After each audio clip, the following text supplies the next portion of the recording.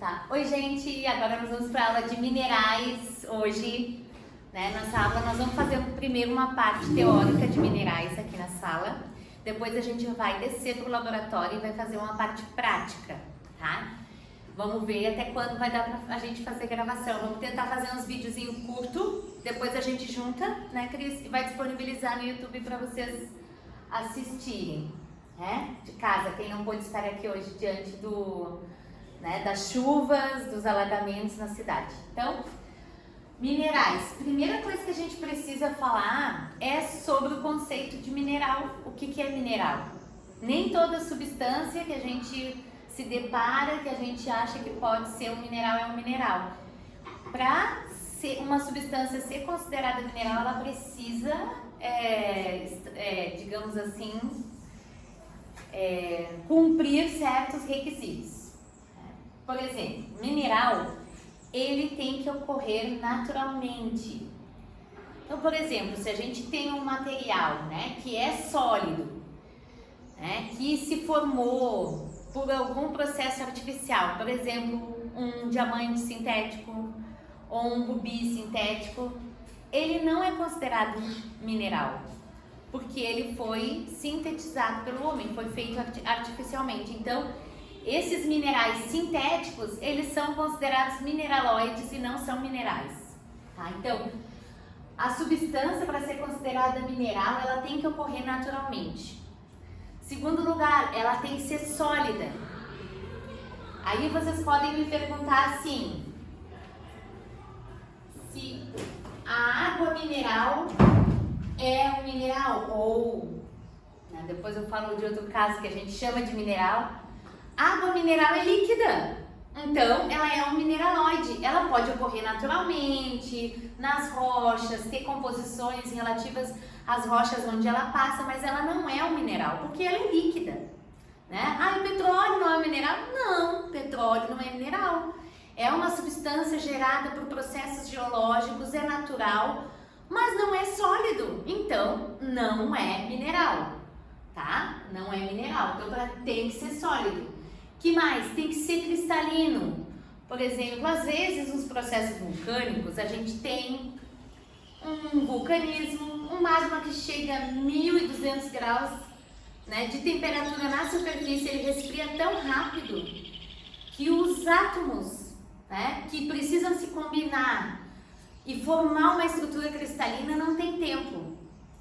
O que acontece? Eles ficam desordenados e a gente chama essa substância, embora seja formada por processos geológicos natural e sólida, ela não tem cristalinidade, é o que a gente chama de vidro vulcânico ou obsidiana. Então, esse material não é mineral, é um mineraloide. O vidro vulcânico ou obsidiana não é um mineral, porque não tem estrutura cristalina, os átomos não estão ordenados. Se a gente faz uma análise, né, da estrutura do material, ele não tem nenhum plano de átomo, os átomos não se organizaram. Então, todo mineral, ele tem que ter um ordenamento, né, uma estrutura ordenada, cristalina, que quer dizer a posição dos átomos dentro da estrutura, eles têm que estar organizados, né, e ordenados.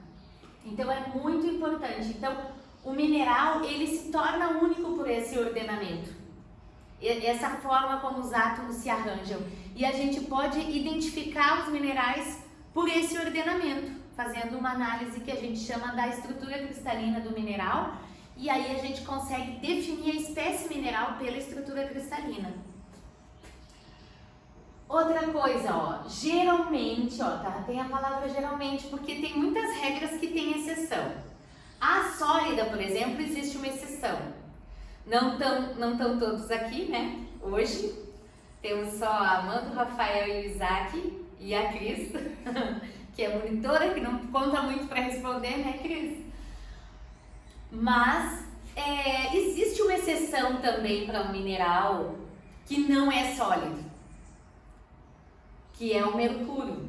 O mercúrio, ele é um mineral líquido, é a única exceção por causa do ponto de fusão do mercúrio, tá? Porque ele ocorre nas nossas condições de ambiente aqui, ele ocorre na forma líquida.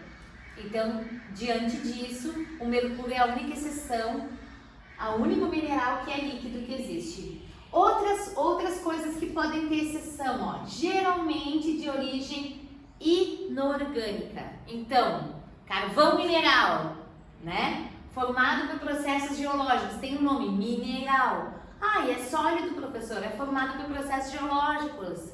Então, o carvão mineral é um mineral? Não é mineral, por causa da origem orgânica.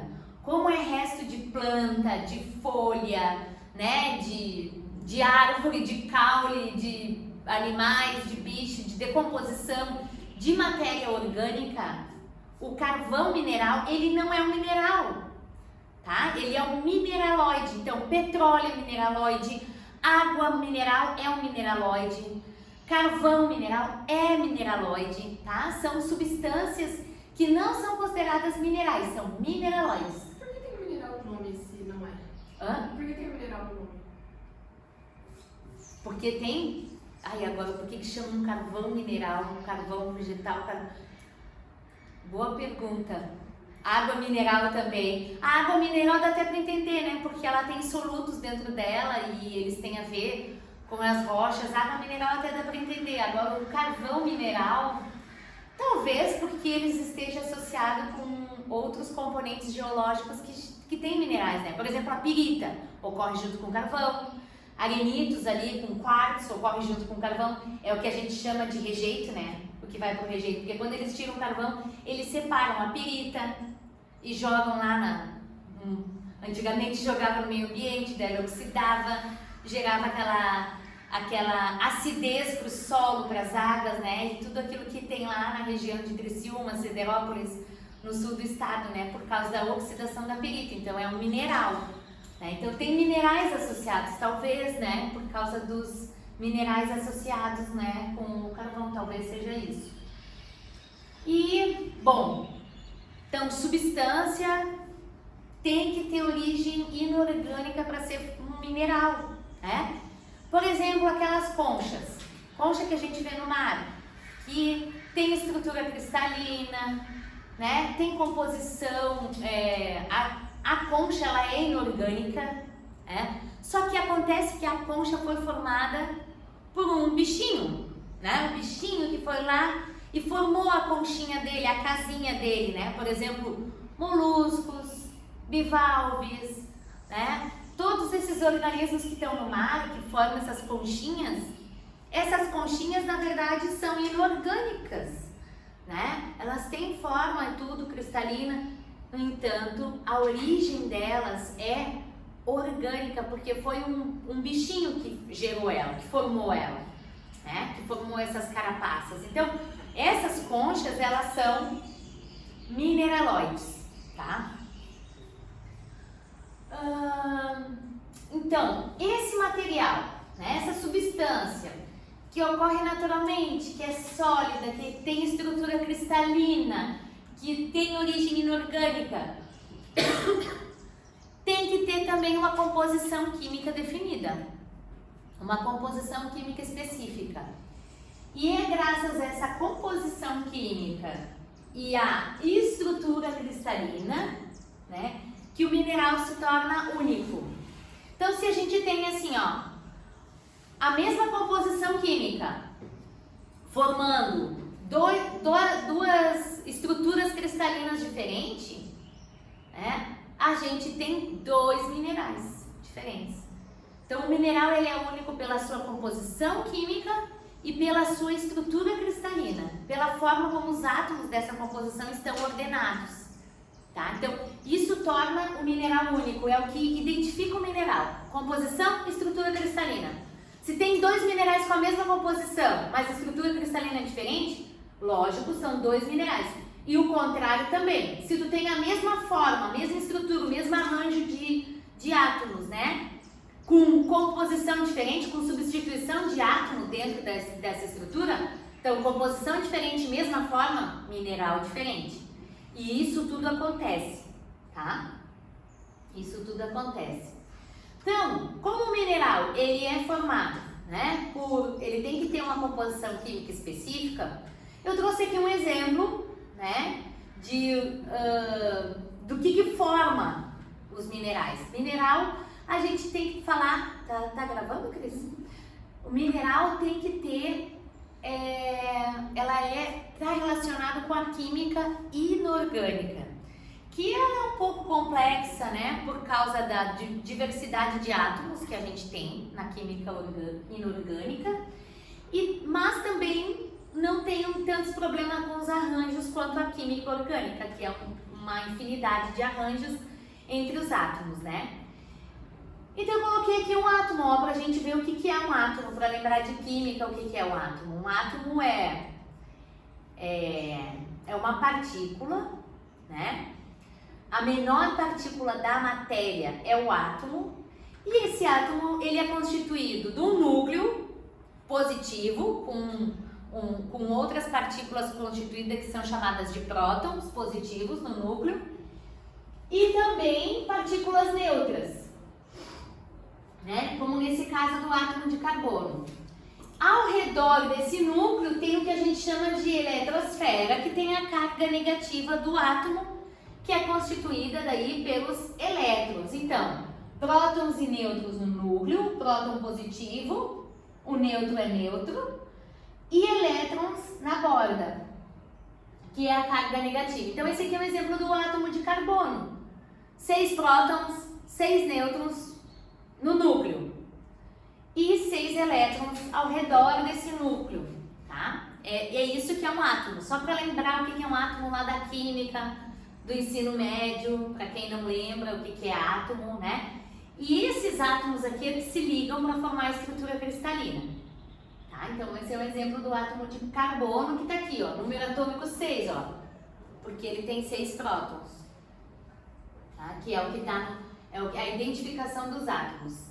Além do carbono que está em azulzinho, tem outros azulzinhos aqui que são importantes e tem uns laranjinha que estão destacados, que também são importantes para a geologia. Então a gente não precisa conhecer todos os elementos químicos, né? Todos os átomos, apenas esses que estão coloridos, né? Nem todos desses que estão coloridos a gente precisa conhecer, mas alguns desses, né? Que a gente vai ver quando a gente ficar falando um pouco sobre os minerais. E a gente precisa falar deles porque como o que identifica o mineral é a composição química, né? É importante conhecer alguns elementos que compõem essas composições químicas dos minerais. Por isso que eu preciso falar um pouco desses elementos. Por exemplo, silício é um elemento químico muito importante, oxigênio, alumínio, tá? São bem importantes. Tem outros aqui, ó, bem na esquerda, né, da tabela, que são bastante importantes, que a gente vai falar bastante.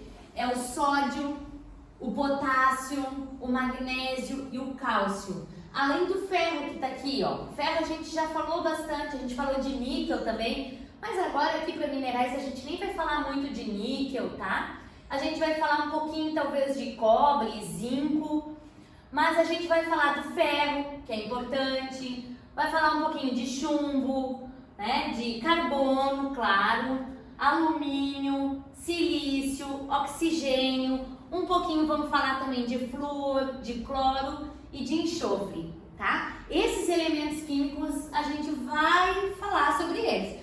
E o hidrogênio, claro, né, porque tem a água, né, que é composta de hidrogênio e oxigênio, a gente vai falar também do hidrogênio.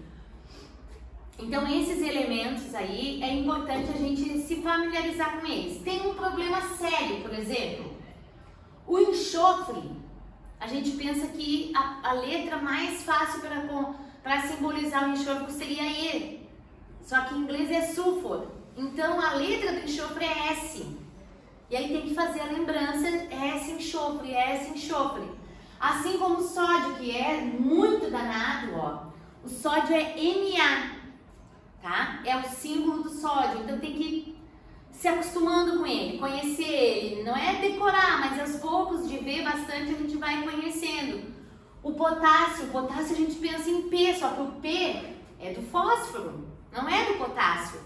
O potássio é K, né? Potássio simbolizado com a letra K. Então a gente tem que se familiarizar com esses elementos. Então, potássio, sódio, magnésio, cálcio, ferro, um pouquinho de cobre, zinco e chumbo, um pouquinho, alumínio, silício, oxigênio, enxofre e cloro, tá? Esses assim, ó, são os mais importantes para a gente lembrar, né, reconhecer, saber o nome, saber a relação do nome com o símbolo, tá? Esses são os mais importantes porque a gente vai falar das composições dos minerais e esses elementos eles vão se repetir em muitos minerais. Porque os minerais eles são formados por ligações, tá? Ligações entre diferentes átomos. Então, se vocês lembram da química, os átomos eles têm uma tendência assim, ó, de para se ligar, né? Eles se equilibrar também eletronicamente. E como que eles fazem isso? Eles têm que ficar com a última camada, a camada da eletrosfera que tem os elétrons, mais equilibrada, com 2 ou 8 elétrons, aí o átomo fica equilibrado. Então, a busca, né, pelos átomos é se equilibrar eletronicamente, ou seja, ficar com 8 elétrons na última camada. Para isso acontecer, um átomo se combina com o outro. Alguns átomos, eles têm poucos elétrons na última camada, tem 1, outros têm 7. Por exemplo, o sódio tem 1 elétron na última camada. O cloro tem 7 elétrons na última camada. Então, para o cloro ficar com 8, é melhor ele ganhar 1 elétron, né? E para o sódio ficar com 8 na última camada, é melhor ele perder 1 elétron, porque só tem 1 elétron na última camada dele. Então, para que eles fiquem mais estáveis nessa ligação, quando o cloro e o sódio se juntam, o sódio doa 1 elétron para o cloro. E aí o átomo do sódio, ele vai ficar mais positivo, porque ele vai ficar com toda a carga positiva do núcleo, né, do núcleo dele, que são 11 prótons, e ele vai ficar com 1 elétron a menos. Ele vai ficar com 11 prótons e 10 elétrons. Então ele vai ficar com uma carga positiva. Então nessa ligação, que é chamada de ligação iônica, ela é uma ligação de doação de elétrons.